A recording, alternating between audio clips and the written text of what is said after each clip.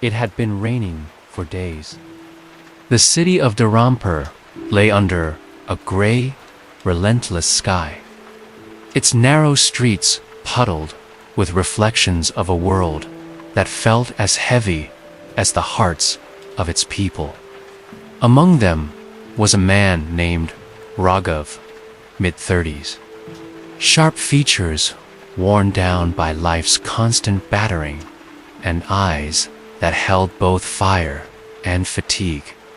He sat alone on a park bench, soaked despite the shelter of the banyan tree above. The rain drizzled through the gaps in the leaves, as though the sky had decided he deserved to be damp. He didn't protest. In fact, he welcomed it. "I've done everything right," he muttered to himself, voice barely louder than the rain. Worked hard, helped people, stayed honest. And what did I get in return? The answer was all around him. A lost job, a failed marriage, debts mounting like an avalanche above his head, friends who slowly drifted away when his smile faded. All his life, Raghav had believed that good people were rewarded in the end. He now believed that was a lie. As he sat in silence, something moved in the corner of his eye. An old man in simple orange robes walked toward him, barefoot, as if the wet ground didn't touch him. His skin was wrinkled, but glowed with calmness, and his eyes were not just seeing, they were knowing. The man stopped a few steps away from Raghav and looked up at the banyan tree. "You're sitting beneath a very wise teacher," he said softly. Raghav blinked, unsure whether to respond. He wasn't in the mood for strangers, let alone philosophical ones. The old man didn't wait for an invitation. He sat cross-legged on the grass, rain falling on his bald head, as if he had come to merge with the world rather than fight it. "Funny thing about rain," he said. "It makes people uncomfortable, yet it gives life to everything we need." Raghav didn't answer. The old man smiled. Pain is much the same. That made Raghav turn. "What are you, some kind of monk?" "Perhaps," the old man said. "Or just an old fool who listens to trees and forgotten men." Raghav scoffed. "Well, you found one then." The monk tilted his head. "Have you truly been forgotten, or have you simply stopped remembering yourself?" Raghav frowned. "Look, I don't need riddles. I need a break. I need a life that doesn't feel like punishment." "Is that too much to ask?" "No," the monk replied calmly. "But the question is not what you ask. The question is, what are you prepared to understand?" Raghav exhaled sharply and looked away. The monk reached into his cloth bag and pulled out a small clay cup. "Come," he said, "follow me. I don't have time. You have nothing but time. You're just not using it." There was something in the monk's tone, soft, yet immovable. They walked through winding alleyways until they reached an old ashram on the edge of town. Barely more than 4 walls and a courtyard filled with trees and silence. In the center was a stone table. On it sat a jug of water and 3 cups. The monk gestured for Raghav to sit. "Do you see this cup?" the monk asked, holding up the clay one.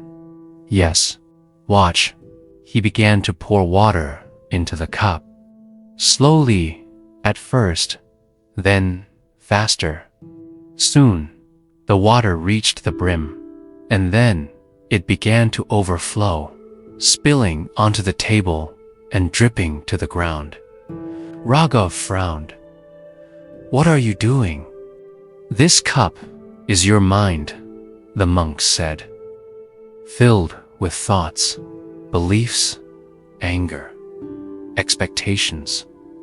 There's no room for anything else. So even when life tries to pour wisdom into you, it overflows. Nothing enters." Raghav said nothing. The monk emptied the cup and poured fresh water into it again.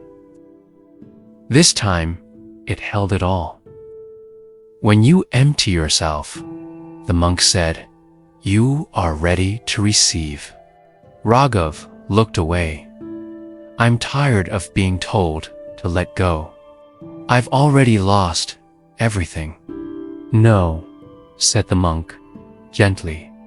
"You've only lost what wasn't truly yours."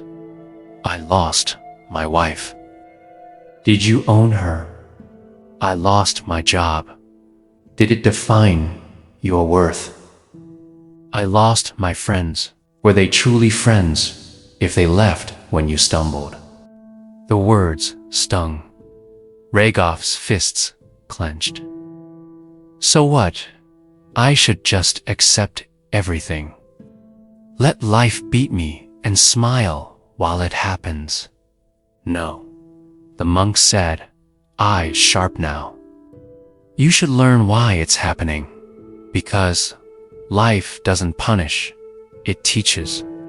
And it repeats the lesson until the student learns."